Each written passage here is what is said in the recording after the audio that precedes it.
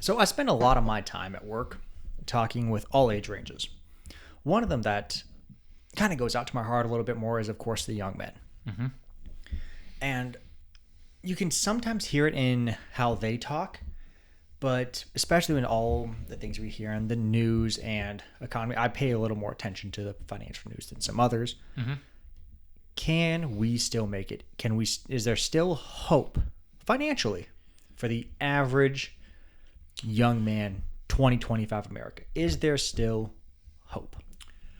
So I think the answer is yes, but I might have a less conventional take on this than some people would. Okay. I definitely think you can still make it as a young person in 2025, but my take is going to be that it's not as easy as it has been in the previous years. Now, all of the baby boomers out there today are going to hear that and they're going to go, well, back in my day, you could buy a house for 50 cents and a loaf of bread. But in all seriousness, I do think it's harder today than it was before. You can look, there's a lot of data out there right now, and I would encourage people to look at it so you can kind of understand where you're at in the economy today that shows the purchasing power of an income today versus 20 years ago, 50 years ago, etc. And the cost of living versus purchasing power versus your cost of housing, your just generic groceries and stuff. There's a bunch of different comparisons on stuff all over the place, but it's almost unanimously pointing to the fact that the average income today buys less than it did 20 years ago. Let me push just a smidge. I want to push a little bit back on that. Okay. I know we can all pick and choose certain data. Mm-hmm. I'd like to twist it just a smidge. What if it can buy different? That's a very good point. So let's say our parents or grandparents wanted to get education. Mm-hmm.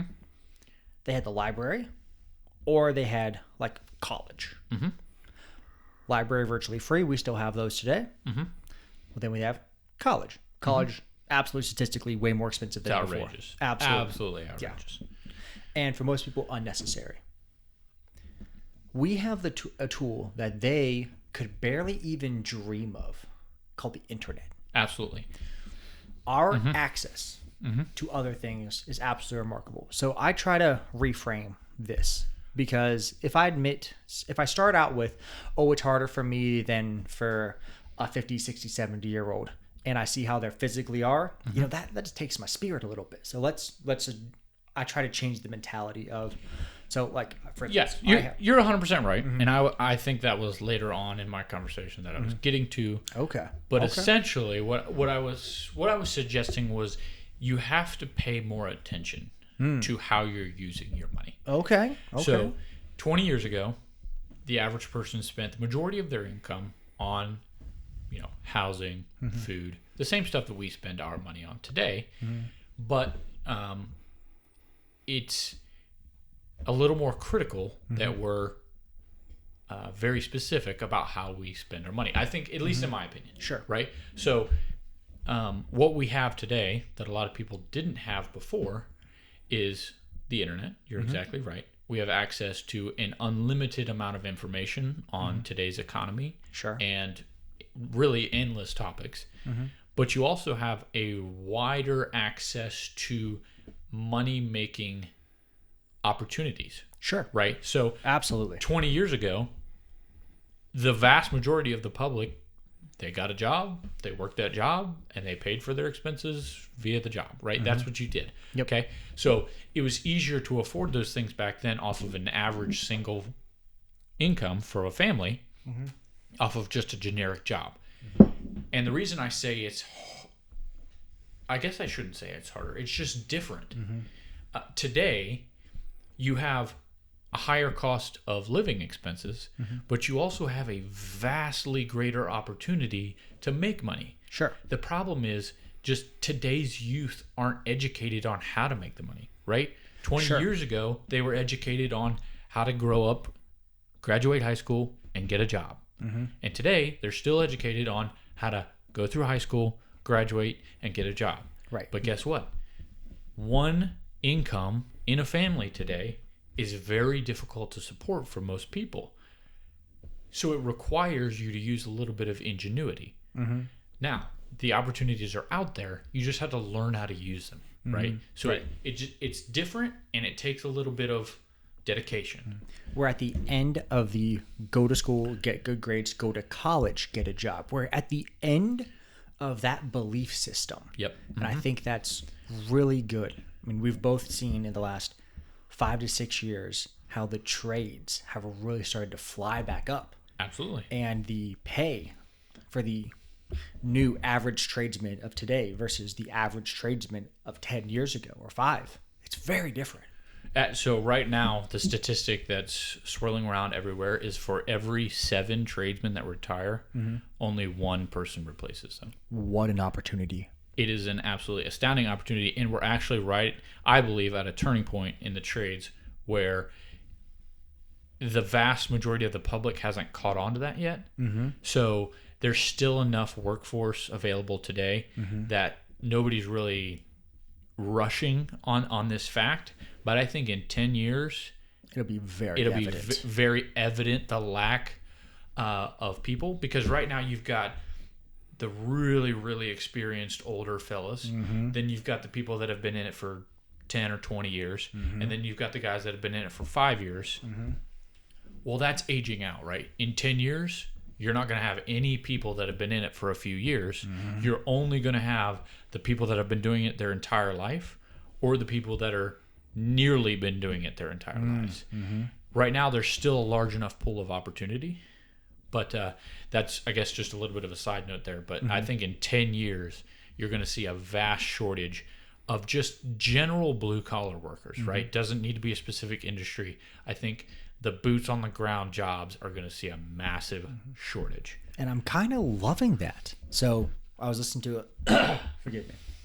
I was listening to a discussion earlier today, and they were talking about how, back in the 70s and 80s, we had the automation boom. And it just wiped out tons of blue collar.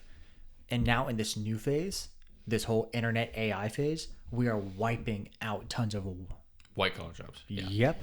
And it's bringing back the importance of that blue collar worker. So let's pick on HVAC for a second. An HVAC technician today cannot be replaced by a machine.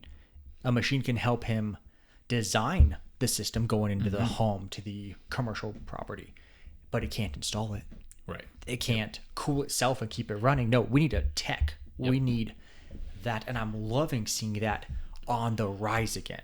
I'm curious if in the next 10-year period, if you don't see that shortage that we're going to start to see start to get filled with those people who are getting pushed out of the white-collar jobs. I think it definitely can. I'm wondering how well that will balance out, because, we can already see it today. Technology, artificial intelligence, all of the automation, all of that is pushing out white-collar jobs. But we're actually, if anything, demanding more blue-collar jobs than before. So I wonder how that's going to balance out. I think even if you balance out the number of available workers, I think your overall average level of experience is going to be far lower. So the people that Especially have been at in that it, beginning. yes, the people that have been in it for 10 or 15 years are really going to have an opportunity to monopolize on their experience and their, just knowledge of the trades and just general blue collar works, because the people that are going to be coming in aren't going to know it. And one thing I really love, it's a double-edged sword of the trades, is you are almost always training your competition. That's definitely true. It is. And I'm not against that, because I love the idea of working, 3 to 5 people companies. Those guys are agile. They're willing to go for it. Incredibly competitive with rates. And, if you're really just focusing back on you and maybe your buddy or you and your family, you can really just focus on, look, I don't need to make all of this. I need to make this. And you can really simplify that, the work-life balance, which seems to be back on the rise of, hey, we want you to see your family, but also we want you to work with your family. You want to bring the kid in here, show him how to do this. On the drive over here today, I was looking up here, and on a big hill, I saw, well, I'm going to assume it was a father because it was a large male figure, and 2 children. And he was helping the little girl with a leaf blower. This is a really tall hill, and he was showing her how to blow the leaves off of the driveway. I'm like, what a wonderful moment. I almost stopped and said, you know what? Hey, sir, can I take a picture? But that just would have been weird. That would have been weird. But I'm like, this is such a beautiful moment to get to see. Because if he was at work, I don't know what she'd be doing. Would she be reading a book? Maybe. Would she be playing with her brother? Maybe. Or would she just be rotting her brain watching television? Right. I don't know. But that was a small moment where Dad was home. Yep. And it was great. So let's cycle back to the young man. Can you make it? But what does that look like? So in my mind, let's play the adult. So we're going to say 18 to 22. 18 to 22 young man. Just got his first or second job. Maybe he part-time McDonald's worker, and now he's got his first 40 hours, his first 32 to 40. And he's looking at apartments. The average young man, in my opinion, should 100% consider get a male roommate. Absolutely. If you've got friends that you can work with, like true friends, like I'm not talking about buddies that you hang out with on Friday night. I'm talking about true, fundamentally stable friends that you can rely on, that you can build off of each other to further each other's goals. Absolutely. Especially if you're still single and you're young. Absolutely. Get a roommate, work on the same projects together, start a business together, do anything you can together, because everything you do together is easier than doing it on your own. Absolutely. And I think what's extremely critical for that age limit that you just listed right there is it's not the job you're in right this second. It's not whether or not you need to go to college. It's you need to sit down and you need to write out your 5-year plan, your 1-year plan, and your 10-year plan, right? Because no matter where you're at right now, you need to know where you're going and then build a plan on how to accomplish that goal. Because the steps you're taking today will give you the ability to accomplish those goals tomorrow. What you can't do is, oh, well, I guess I'll just go to college because everybody else is going to college and I might as well just do that, right? If you don't know why you're going to college and what you're going to college for and how you're going to use that college to further your career and your goals, then why are you spending $40,000, $50,000, $60,000 to get a diploma that you're not going to use? Or maybe you will use. And maybe college is the way for you. You're like, look, I want to go into a field of, biomedical, right? I want to be a neurosurgeon, whatever, perfect. Lay it out, get a plan, and then make progress on that plan. That's I think, the most critical role of making it as a young man today, right? You can't have a vision. You can't just trust in society to do it for you. Maybe 20 years ago, you could be like, somebody will hire me and I can, buy a house or whatever. Maybe that's how that worked. Probably not, but maybe. Today, you got to have a plan. You got to have a vision. You got to know where you're going. Because one of my favorite quotes that I've heard is people overestimate what they can accomplish in 1 year, but they underestimate how much they can accomplish in 5 years. Very true. And you can shrink that time frame. You can expand it. It's very true. If you consistently take steps to accomplish a goal, you will get there. Right. And now let's say that you don't know this every little specific item. That's okay. Sometimes you're passionate about taking care of business. Maybe that's the passion at the beginning. You're like, look, I don't know what 10 years are going to look like. That's okay. Let's shrink that down a little bit. But regardless of which, and then, list out 3 or 4. And what do all 4 of those goals have in common? Oh, they all require me to get up and go to work tomorrow. Okay, absolutely. Wonderful. Now that's your next step there. And I also love to match that 1 and 5 year item was your purpose in life is to find your purpose in life. Yeah, absolutely. If your goal is to find your goal, that's okay. As long as you're on that path. Yes. if it's, hey, I want to take the next 2 years and I want to try this, and this, and then decide what I want to do, but this is how I'm going to decide what I want to do, that's fine. You don't have to know right out of high school what the next 20 years of your life is going to be. Absolutely not. But at least if you know where you're going, you're going to be far more successful than the guy who just floats with the wind. Exactly. And let's say it takes you 6 months, 12 months, 18 months to really get a solid direction. If you're just taking those daily steps every day towards something positive, you're so much further in 18 months or 12 or 6 months there. Absolutely. And also with the roommate item, the life skills of negotiating that you learn having a roommate. Oh yeah. Absolutely phenomenal. The goofy one, whose ketchup is in the fridge. Yeah.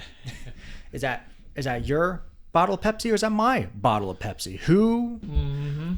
Who didn't put the food away and now there's ants everywhere? Okay, well, guys, we have to have some rules for us personally. That way we can each focus on life together as opposed to fighting over all the little minutia. And that's really healthy conflict for us to, guys have to be able to conflict positively together. Conflict resolution. Learn and grow. Yep. Yeah, I think it's absolutely doable for a young man today to make it. It just takes drive, ambition, and focus. And daily, one step at a time. And one thing that guys don't often think about, especially in 2025, this is such a game changer. Ask for help. And ask for help from someone who is more successful than you in an area you care about. And if you can't find them, do the stereotypical way. I want to learn about money. Okay, well, who has money? I either go find a rich guy, because trust me, they are all over town. Or go to your bank. Just pick on that. Go to anyone with money and just say, I need to learn about money. And if you're not comfortable with that, go online. Go to YouTube. Go to Rumble. Go to X. Just say, hey, I need to learn to make money. Yep, absolutely. Go to the library. Just start the path. Yes. Start the path. And if there's two things that and this is just off the top of my head, I haven't had a lot of time to think about this. So, this may change, but if there were two things that I was going to say right now to someone standing in front of me saying, what are two things that you would say to me? The first thing would be absolutely, it's who you know, not what you know. Okay? And who you can meet in who you know. Absolutely. Connecting with people is absolutely critical. Absolutely. Because the opportunities and the doors will open if you're pursuing people with connections. And I can't tell you how many times in my life doors have opened, not because of what I was or what I knew or what I could do, but who I knew. And it could be as simple as, hey, my buddy works for this company and they're hiring. So you should, I'll put in a good word for you, right? It's not crazy. Like you don't know some millionaire, but it's the connections and the networking and just getting to know people, which leads to my second point, which would be, and I think this is critical for so many other reasons as well, but there's a lot of data out there, but also just experience that the people you surround yourself with are incredibly important.